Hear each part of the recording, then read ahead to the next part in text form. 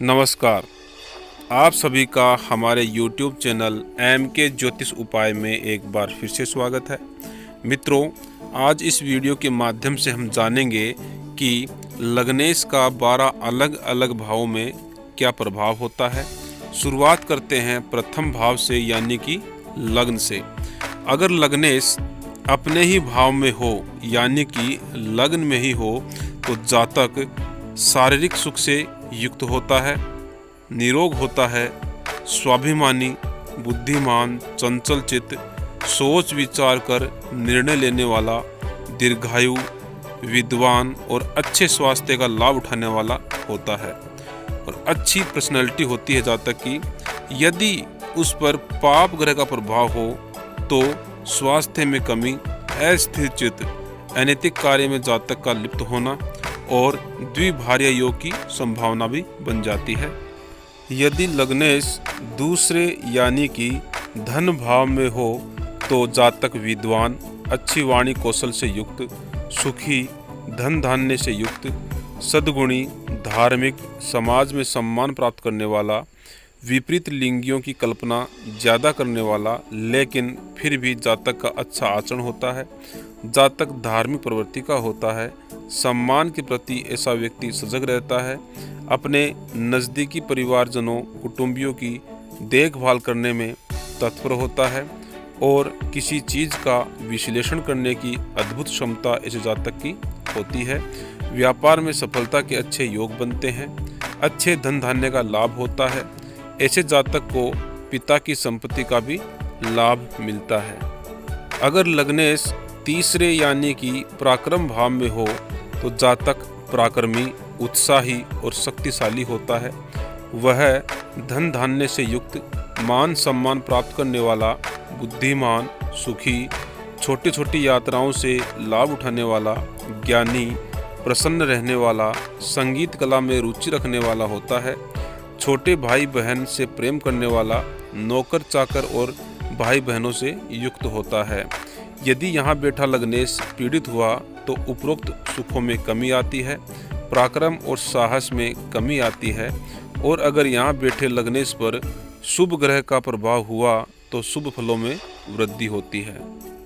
अगर लग्नेश चौथे भाव में हो, यानी कि सुख भाव में हो, तो जातक माता के सुख से युक्त, विशाल परिवार, अनेक भाई बहनों का सुख, भौतिक और स्व अर्जित संपत्ति की प्राप्ति, सद्गुणों से युक्त, विद्वान और अच्छी शिक्षा प्राप्त करने वाला, लेकिन भौतिक सुखों में लिप्त रहता है।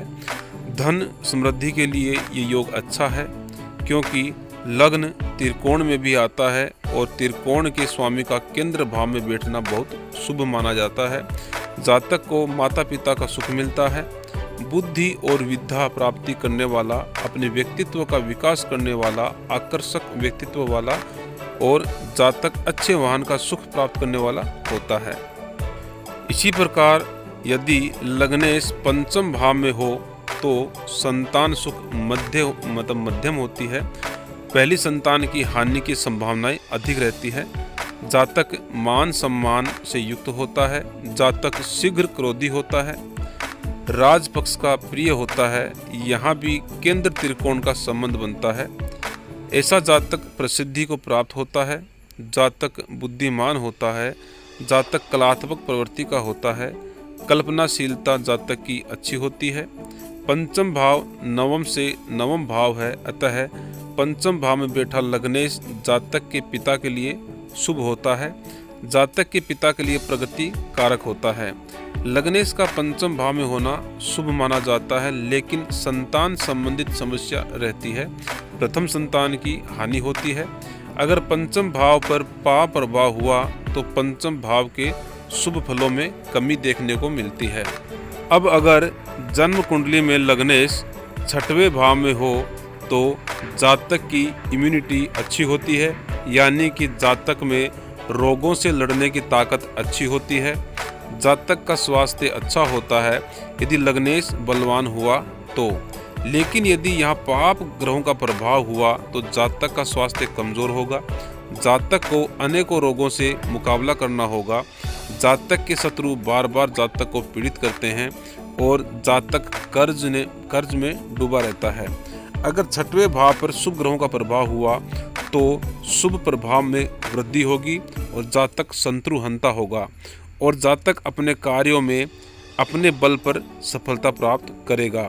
बलवान लग्नेश यदि छठवें भाव में हो तो यहाँ का लग्नेश जातक को चिकित्सा के क्षेत्र में, सुरक्षा के क्षेत्र में ले जा सकता है, जहाँ जातक समृद्धि और सम्मान प्राप्त करता है। और अगर लग्नेश सप्तम भाव में हो तो वह लग्न पर पूर्ण दृष्टि डालता है, अतः जातक का जीवन साथी जो है वो दीर्घायु होता है।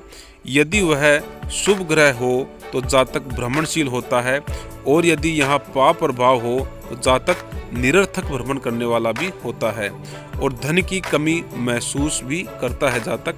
यदि लग्न में शुभ ग्रह हो तो यहाँ शुभ फलों में वृद्धि होती है और अशुभ फलों में कमी देखने को मिलती है। सप्तम भाव में यदि चर राशि हो तो जातक यात्रा अधिक करेगा। अगर यहाँ लग्नेश किसी पापी ग्रह से प्रभावित हो तो वैवाहिक सुख में कमी और दो विवाह का योग भी बनता है।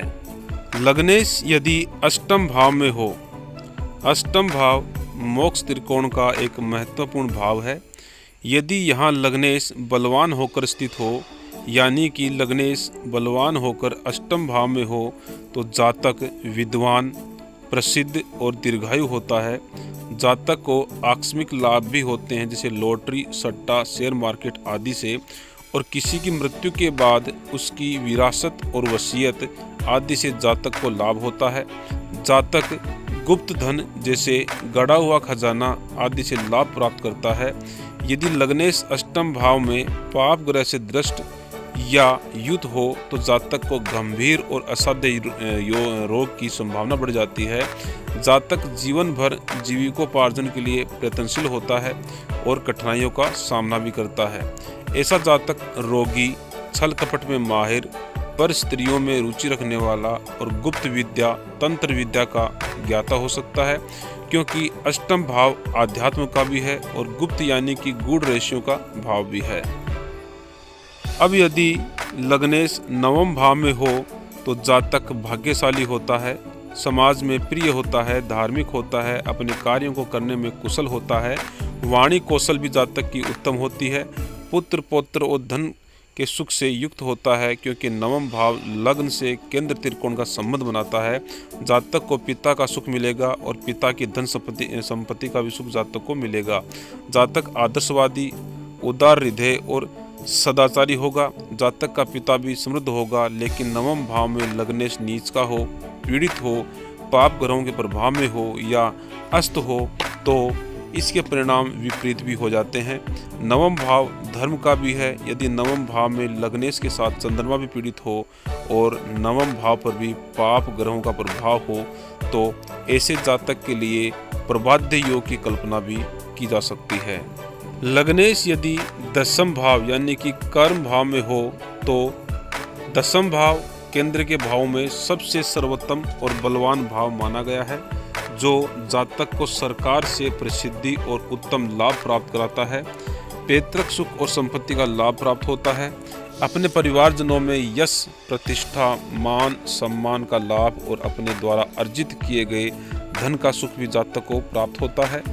जातक अपने परिश्रम के बल पर अपनी पहचान समाज में बनाता है। व्यवसाय में पूर्ण सफलता प्राप्त करता है। जातक दान धर्म करने वाला, धार्मिक कार्यों में रुचि लेने वाला और दयालु होता है। सरकार की अनुकंपा जातक को प्राप्त होती है, लेकिन यदि यहाँ लग्नेश निर्बल हुआ और पाप ग्रहों से पीड़ित हुआ तो उपरोक्त शुभ फलों में कमी देखने को मिलती है। इसी प्रकार अगर लग्नेश लाभ भाव में यानी कि एकादश भाव में हो तो जातक सतत लाभ कमाने वाला, सद्गुणी, यश, प्रसिद्धि प्राप्त करने वाला, व्यापार से लाभ कमाने वाला और समृद्धशाली होगा। समाज के उच्च वर्ग में उठने बैठने वाला और सद्मति वाला होगा। धन और वाहन से युक्त होगा। सुखी जीवन बिताने वाला होगा। चर राशि में ये भाव बाधक माना गया है, तो यदि लाभ भाव का स्वामी बाधक भाव यानी कि 6, 8, 12 भाव में बैठता है तो उपरोक्त प्रभाव में कमी देखने को मिलती है। एकादश भाव एक ऐसा भाव जहां हर ग्रह अच्छा फल देता है, जन्म कुंडली में बैठकर भी और गोचर में भी। लग्नेश यदि 12वें भाव में हो तो लग्नेश का 12वें भाव में होना शुभ नहीं माना गया है। इससे स्वास्थ्य अच्छा नहीं रहता, शरीर की पुष्टि में कमी आती है और ये मोक्ष का भाव भी है। अतः जातक की धार्मिक प्रवृत्ति होती है, जातक तीर्थ यात्रा भी करेगा, जातक दान धर्म करने वाला भी होगा, जातक को विदेश में निवास करने का अवसर भी मिलता है। चिकित्सा के व्यवसाय से भी जातक जुड़ सकता है, क्योंकि यह भाव अस्पताल को भी दर्शाता है। जातक को छोटी छोटी बातों पर क्रोध भी आ सकता है। जातक का धन अधिक खर्च होगा, जिससे जातक के जीवन में धन की कमी देखने को मिलेगी। यहाँ पाप ग्रहों का प्रभाव होने से यहाँ जातक फिजूल खर्चे भी कर सकता है। जातक के खर्चे हॉस्पिटल और कोर्ट कचहरी में भी हो सकते हैं।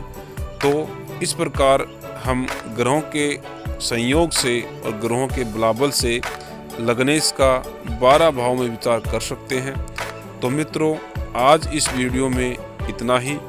आगे आने वाले वीडियो में हम जानेंगे दूसरे यानी कि धन भाव के स्वामी का 12 भाव में प्रभाव।